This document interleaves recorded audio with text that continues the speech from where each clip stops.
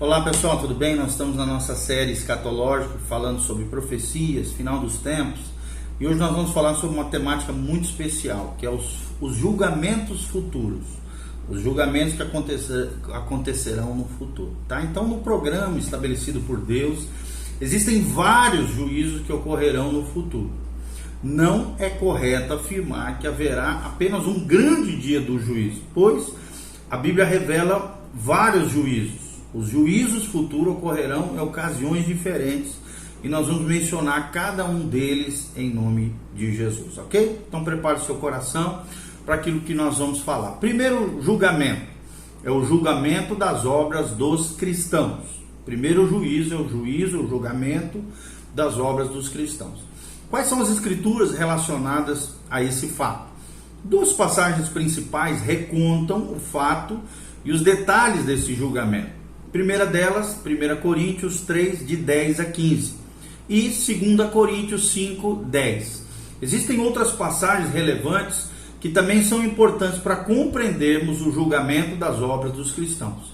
Romanos 14, 10, 1 Coríntios 4, de 1 a 5, 1 Coríntios 9, de 24 a 27, 1 Tessalonicenses 2, 19, 2 Timóteo 4, 8, Tiago 1, 12 e 1 Pedro 5, 4 e Apocalipse 2, 10, Apocalipse 3, 11 e Apocalipse 4, versículos 4 e versículo 10. Como é que será esse julgamento das obras dos cristãos? Embora não seja especificado muito pelas escrituras, esse julgamento aparentemente ocorrerá logo após o arrebatamento da igreja, a parousia, o rapto, pois os 24 anciões descritos lá em Apocalipse, que parecem ser representantes dos cristãos, são vistos usando coroas no evento ocorrido no céu, dessa adoração tremenda que vai acontecer no céu, logo do início da tribulação, conforme a cronologia de Apocalipse 4, de 4 a 10. Além disso, quando a noiva voltar com Cristo na segunda vinda, dentro aqui, é claro, da perspectiva pré-tribulacionista, estará vestida, diz a palavra, com seus atos de justiça, que resistiram à aprovação desse julgamento, conforme Apocalipse 19, versículo 8, você pode ver mais sobre esse assunto. O local desse julgamento é o bema de Cristo, Os bemas são terrenos, que eram plataformas elevadas em forma de trono, onde os juízes e governantes se sentavam quando faziam discursos aos seus ouvintes, e ouviam e decidiam os casos, conforme nós vemos em Atos 12, 21, e em Atos 18, de 12 a 17. É esse termo, bema, ou bemas. Ou seja, somente os cristãos serão julgados nessa ocasião, pois Paulo deixa claro que esse julgamento envolve aqueles que edificaram sobre um fundamento que é Jesus Cristo. Está lá em 1 Coríntios 3, de 11 a 12. O ímpio não edifica sobre esse fundamento de Jesus Cristo. A natureza das obras dos cristãos será examinada para distinguir obras dignas das que não têm daquelas que não têm valor eterno ou espiritual. Essas obras são aquelas realizadas pelos cristãos durante a sua vida na terra, nesse mundo físico. Todas então serão apresentadas e examinadas diante dos olhos daquele de quem tudo vê. Algumas dessas obras passarão no teste, pois são boas: ouro, prata e pedras preciosas. Outras serão reprovadas: palha, feno e madeira. Serão reprovadas porque não foram consideradas dignas, ou seja, serão queimadas pelo fogo. Tanto os bons quanto os maus motivos serão também expostos nesse evento. Então cada cristão receberá o louvor de Deus, e que grande glória e graça será esse dia, conforme 1 Coríntios 4, 5. Ok? Qual é o resultado desse julgamento? O resultado será o galardão, ou também conhecido como as recompensas, ou então a ausência delas. A salvação não está em questão aqui. Por quê? Porque aquele que não receber o galardão já será salvo, porém, como que através do fogo, conforme descreve 1 Coríntios 3,15. Mesmo assim, conforme nós estamos falando aqui, aparentemente, cada cristão terá feito algumas coisas que Deus poderá elogiar. É o que nós cremos. A ausência de galardão também é uma possibilidade real. e certamente envolverá tristeza e vergonha, ou seja, o que a Bíblia chama de dano virá pela consciência de que essas recompensas poderiam ter sido obtidas, mas não foram por motivações equivocadas. Então, no original, a palavra zemio, do grego, em 1 Coríntios 3,15, não traz consigo a ideia de sofrimento no sentido físico ou mental. A ideia aqui é só de perda, no sentido de penalidade, ou seja, algo que poderia ter sido recebido, mas não foi, infelizmente, por motivações escusas.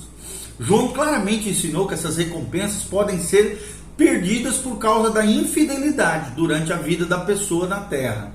2 João 8, versículo 8. Sua preocupação era que seus leitores recebessem a recompensa completa da parte do Senhor nesse grande dia.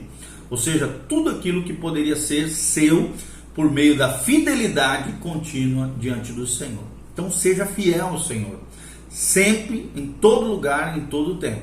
A mesma ideia também de perda aqui, essa mesma ideia de perda está presente na analogia que Paulo faz do tribunal de Cristo, comparando com uma corrida, como ele afirma lá em 1 Coríntios 9, de 24 a 27. A sua preocupação, ou seja, de Paulo, estava em não ser reprovado, ou seja, em não fazer algo que pudesse resultar na perda das suas recompensas celestiais. Talvez João também tenha escrito de maneira ainda mais vívida sobre a possibilidade de um cristão ser envergonhado na vinda de Cristo, conforme nós vemos em 1 João 2,28. A voz passiva aqui, aliada à expressão autou no grego, sugere que o cristão fica envergonhado. Sugere também um distanciamento de Cristo, talvez motivado pela culpa em que o cristão toma a iniciativa, e não é Cristo que envergonha, obviamente, o cristão. Resumindo aqui essa questão de maneira muito equilibrada, nós podemos concluir o seguinte: o tribunal de Cristo poderia ser comparado a uma cerimônia de premiação. Na formatura, por exemplo, existem certa dose de decepção e de remorso pela falta de um desempenho melhor e de mais dedicação. No entanto, nesse evento, a emoção arrebatadora é a alegria, não o remorso. Os formandos não saem do auditório chorando porque não tiveram notas melhores. Pelo contrário, estão agradecidos por terem se formado e gratos por aquilo que conquistaram. Ressaltar o aspecto de tristeza do tribunal de Cristo é fazer do céu o inferno. E desfazer o aspecto triste é tornar a fidelidade também inconsequente. Então a gente precisa ter um equilíbrio com relação a isso. Segundo o julgamento futuro descrito na palavra de Deus, que é o julgamento dos santos do Antigo Testamento. Daniel 12, de 1 a 3, fala do período da tribulação, está lá no versículo 1, das ressurreições também dos justos e dos ímpios, no versículo 2, e das recompensas dos justos, no versículo 3. Muitos entendem que a ressurreição e a recompensa dos justos referem-se à ressurreição e ao julgamento dos santos do Antigo Testamento, no final da tribulação, conforme está aqui em Daniel. A revelação do Novo Testamento coloca a ressurreição e o julgamento dos ímpios de todos os tempos no final do milênio. Está lá em Apocalipse 20, de 11 a 15. Claro, não é algo incomum os profetas do Antigo Testamento colocarem em sequência eventos que a revelação posterior separa por algum período de tempo. E é possível que Daniel 12, de 1 a 3, refira-se apenas à ressurreição e à recompensa dos judeus convertidos durante os dias da tribulação. Eles serão recompensados por terem permanecido fiel ao Senhor, livres do engano do anticristo, e por terem conduzido outros à fé durante os dias da tribulação através da pregação do Evangelho do Reino.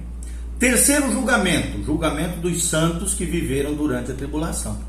Apocalipse 20, de 4 a 6, trata da ressurreição dos santos que morreram durante a tribulação. Em razão da sua oposição ao programa do anticristo, foram martirizados, mas Deus os levantou dos mortos antes do início do milênio.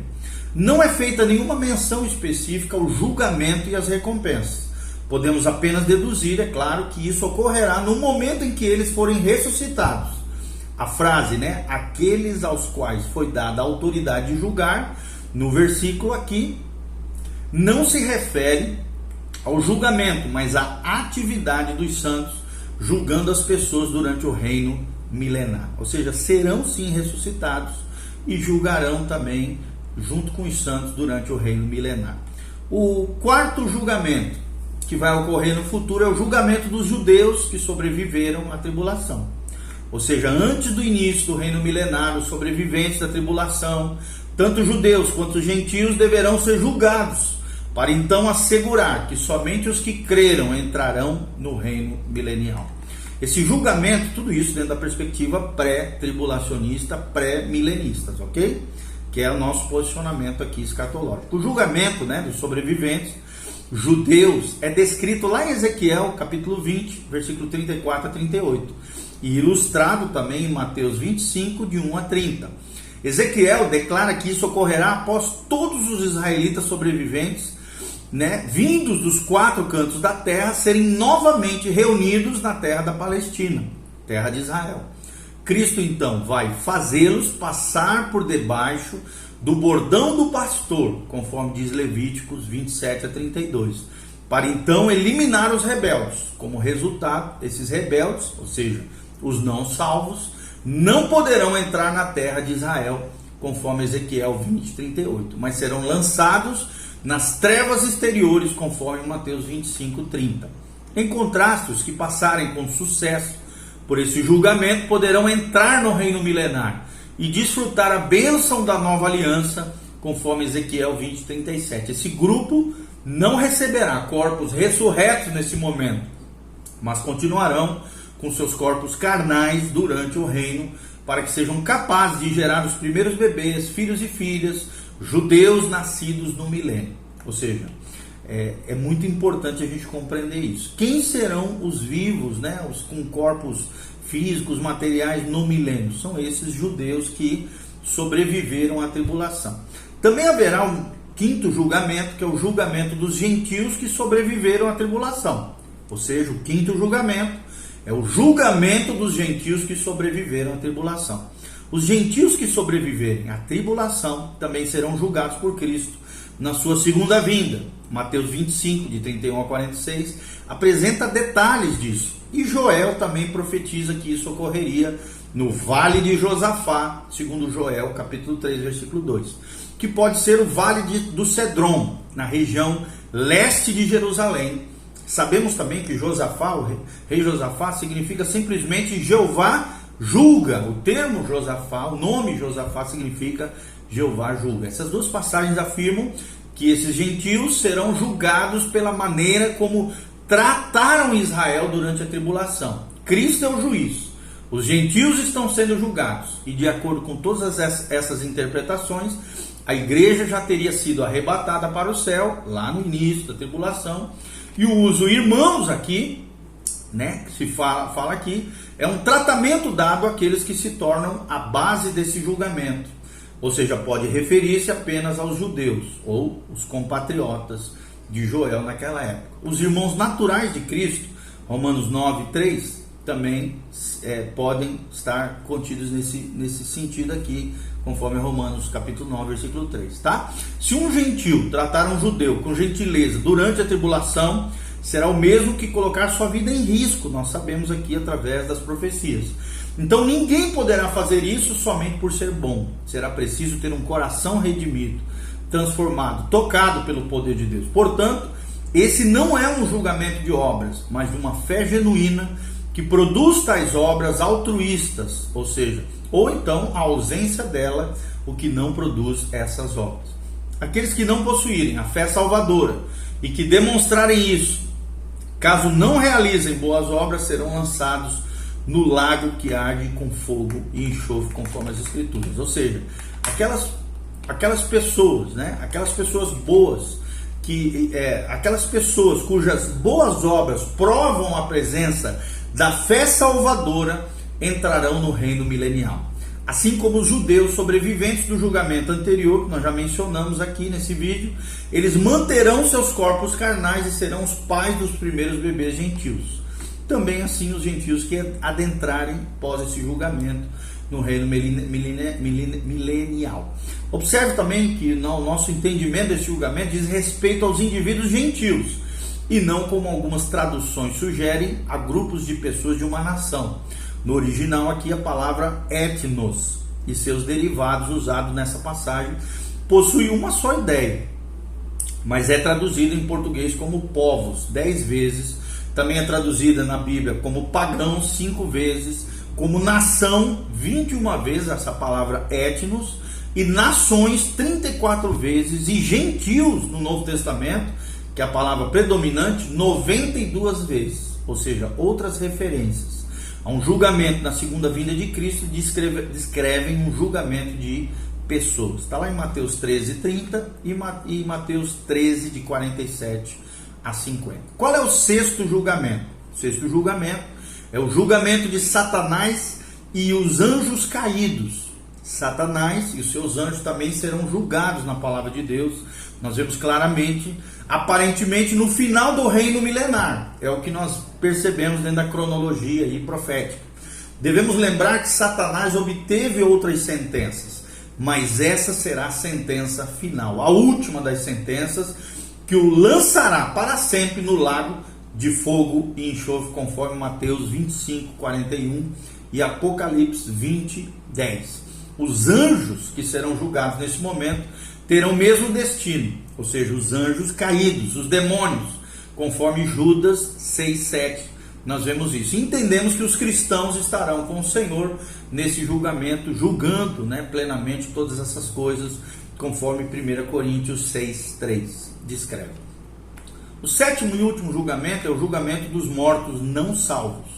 Ou seja, no final do reino milenar, conforme nós cremos, os pré-tribulacionistas e os pré-milenistas, os incrédulos de todos os tempos serão ressuscitados e julgados por Cristo e seus eleitos. Essa ressurreição é chamada de ressurreição do juízo.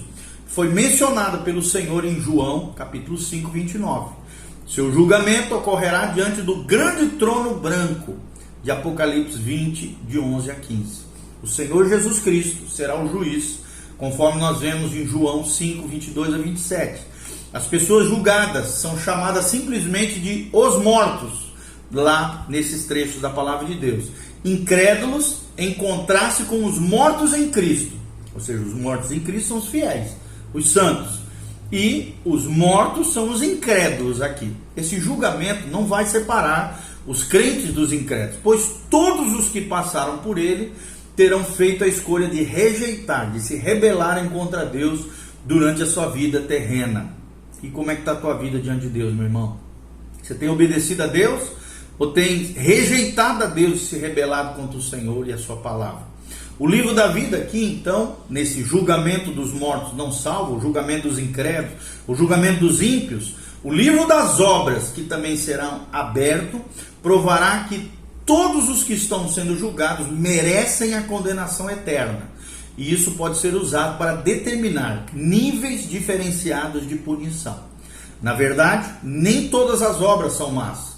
Porém, trata-se de obras mortas aqui, realizadas por pessoas espiritualmente mortas. Provavelmente, o juiz Jesus Cristo dirá: vou mostrar que pelo registro de suas próprias obras, vocês merecem a condenação. Então, todos aqueles que estiverem nesse julgamento serão lançados no lago que arde com fogo e enxofre para sempre. Que Deus nos livre de cairmos nesse julgamento terrível, que é o juízo do grande trono branco, conforme descreve Apocalipse 20, de 11 a 15 e João 5, 22 a 27. Amém? Então, prepara-te para encontrares com teu Deus. Procure uma igreja bíblica saudável, abençoada. Você e a sua casa sirvam ao Senhor, obedeçam ao Senhor. Jesus está voltando. Santifique-se, consagre diante de Deus, conserte o que tiver errado na tua vida e busque mais e mais o Senhor, porque nós cremos que estamos vivendo o tempo do fim, o tempo da última geração, da última colheita. O palco já está armado, o anticristo pode aparecer a qualquer momento, a igreja será arrebatada e os juízos virem sobre a terra com grande tribulação, dor e sofrimento, e Deus não quer que você passe por isso, nem eu também. Pelo contrário, Ele quer nos levar para encontrar com Ele na glória. Maranata, ora vem, Senhor Jesus. Deus te abençoe, louvado seja o nome do Senhor, amém e amém. Dê um joinha, faça seus comentários e compartilhe com outras pessoas e siga o nosso canal em nome de Jesus. Amém.